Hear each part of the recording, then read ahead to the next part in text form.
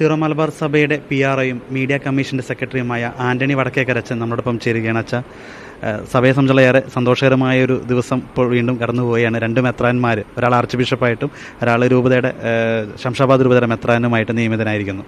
എങ്ങനെയാണ് സഭയുടെ രണ്ട് അമൂല്യ രത്നങ്ങൾ, സീറോ മലബാർ സഭയുടെ കിരീടത്തിലെ രണ്ട് മുത്തുകളാണ്.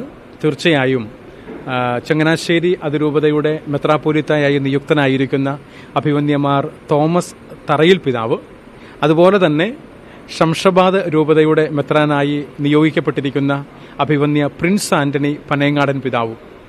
അവരുടെ നിയമനങ്ങൾ സംഭവിച്ചത് സഭയുടെ ആസ്ഥാനമായ കാക്കനാടുള്ള മൗണ്ട് സെന്റ് തോമസിൽ വെച്ച് നടത്തപ്പെടുന്ന 32ാമത് മെത്രാൻ സിനഡിന്റെ 3ാമത്തെ സമ്മേളനത്തിൽ തിരഞ്ഞെടുപ്പ് നടന്നു. മാർപ്പാപ്പയുടെ അംഗീകാരത്തിനു വേണ്ടി സമർപ്പിക്കപ്പെട്ടു. മാർപ്പാപ്പയുടെ അംഗീകാരം ലഭിച്ചതനുസരിച്ച് സീറോ മലബാർ സഭയുടെ പിതാവും തലവനുമായ major arch bishop അഭിവന്യമാർ Raphael Thattil പിതാവ് ചങ്ങനാശ്ശേരി അതിരൂപതയുടെ പുതിയ മെത്രാപ്പോലീത്തയായി അഭിവന്യമാർ ജോസഫ് പെരുന്തോട്ടം പിതാവിനു ശേഷം ചങ്ങനാശ്ശേരി അതിരൂപതയെ നയിക്കാൻ വേണ്ടിയിട്ട് മനഃശാസ്ത്രജ്ഞനായ ഒരു പിതാവിനെയാണ് കണ്ടെത്തിയത്. അത് അഭിവന്യമാർ തോമസ് തറയിൽ പിതാവാണ്. അദ്ദേഹത്തെക്കുറിച്ച് ലോകമെമ്പാടുമുള്ള എല്ലാവർക്കും അറിയാം. കാരണം അദ്ദേഹം ഒരു നലം തികഞ്ഞ ഒരു ധ്യാനഗുരുവാണ്. അതോടൊപ്പം തന്നെ മികച്ച വാഗ്മിയാണ്, നന്നായി ക്ലാസുകൾ എടുക്കുന്ന, അതോടൊപ്പം തന്നെ എല്ലാവരോടും വളരെ സ്നേഹത്തോടുകൂടെ സൗഹാർദ്ദത്തോടുകൂടെ ഇടപഴകുന്ന ഒരു മനഃശാസ്ത്രജ്ഞൻ എന്ന രീതിയിൽ അനേകം ശിഷ്യ സമ്പത്തുള്ള പിതാവാണ് അഭിവന്യമാർ തോമസ് തറയിൽ പിതാവ്. മറുഭാഗത്ത് ചിന്തിക്കുമ്പോൾ ശംഷാബാദ് രൂപതയുടെ മെത്രാനായി തിരഞ്ഞെടുക്കപ്പെട്ടിരിക്കുന്ന പ്രിൻസ് ആന്റണി പനയങ്ങാടൻ പിതാവ് ഒരു തികഞ്ഞ മിഷണറിയാണ് എന്ന് പറയുന്നതിൽ വലിയ സന്തോഷവും അഭിമാനവുമാണ്. ഒരു മിഷൻ രൂപതയായ അദിലാബാദ് രൂപതയെ വളരെ മനോഹരമായി നാളിതുവരെ സ്തുത്യർഹമായി നയിച്ച അഭിവന്യ പ്രിൻസ് ആന്റണി പനയങ്ങാടൻ പിതാവിനെ മേജർ ആർച്ച് ബിഷപ്പായി തിരഞ്ഞെടുക്കപ്പെട്ട റാഫേൽ തട്ടിൽ പിതാവ് നയിച്ചുകൊണ്ടിരുന്ന ശംഷാബാദ് രൂപതയെ നയിക്കാൻ വേണ്ടിയിട്ടാണ് നിയോഗിച്ചിരിക്കുന്നത്. അവിടെയാണ് നാളിതുവരെയും തട്ടിൽ പിതാവ് മേജർ ആർച്ച് ബിഷപ്പായി തിരഞ്ഞെടുക്കപ്പെട്ടതിനു ശേഷം അഭിവന്യമാർ ജോസഫ് കൊല്ലംപറമ്പിൽ പിതാവായിരുന്നു അഡ്മിനിസ്ട്രേറ്ററായിട്ട് ശംഷാബാദ് രൂപതയെ നയിച്ചുകൊണ്ടിരുന്നത്. തോമസ് പാടിയത്ത് പിതാവ് അവിടെ സഹായമെത്രാനായുണ്ട്. അവർ രണ്ടുപേരും തുടരുന്നു. അതോടൊപ്പമാണ് ആ രൂപതയുടെ മെത്രാനായി അഭിവന്യമാർ പ്രിൻസ് ആന്റണി പനയങ്ങാടൻ പിതാവ് തിരഞ്ഞെടുക്കപ്പെട്ടിരിക്കുന്നത്. അദ്ദേഹം തൃശൂർ അതിരൂപതക്കാരനാണ് എന്ന്, തൃശൂർ അതിരൂപത അരിമ്പൂർ എന്ന ഇടവകയിൽ നിന്നാണ് എന്ന് എല്ലാവർക്കും അറിയാം.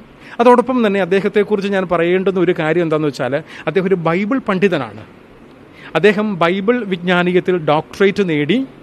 അതിനുശേഷം അദ്ദേഹം തൻ്റെ മിഷൻ ആസ്പിരേഷൻ വളരെ ഭംഗിയായി മനോഹരമായി അദിലാബാദ് രൂപതയുടെ മെത്രാൻ എന്ന രീതിയിൽ നാളിതുവരെയും നിർവഹിച്ച് പോരുകയായിരുന്നു.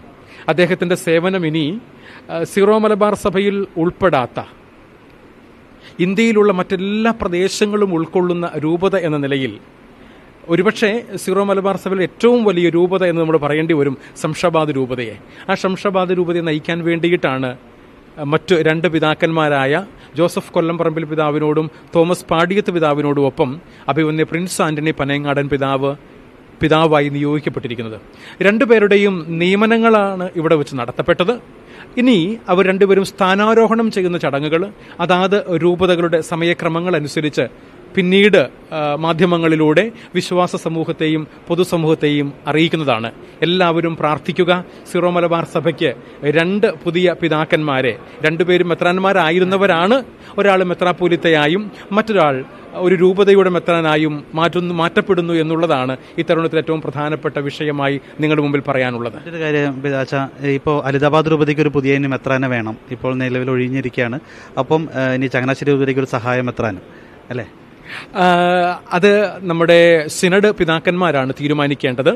തീർച്ചയായും അപ്രകാരമുള്ള കാര്യങ്ങളെക്കുറിച്ചുള്ള ചർച്ചകൾ ഇനിയുള്ള സിനഡുകളിൽ നടക്കുമെന്ന് തന്നെ നമുക്ക് പ്രതീക്ഷിക്കാം.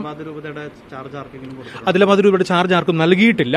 അത് തീർച്ചയായും അടുത്ത ദിവസങ്ങളിൽ തന്നെ ആരെങ്കിലും അഡ്മിനിസ്ട്രേറ്ററായിട്ട് വെക്കുന്നതാണ് സാധാരണഗതിയിലുള്ള പതിവ്.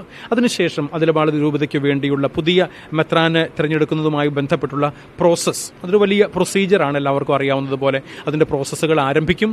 അത് സമയക്രമം അനുസരിച്ച് നമ്മുടെ സീറോ മലബാർ സഭയുടെ സിനഡ് തീരുമാനിക്കുകയും മാർപ്പാപ്പയുടെ അംഗീകാരത്തോടുകൂടെ പ്രഖ്യാപിക്കുകയും ചെയ്യും.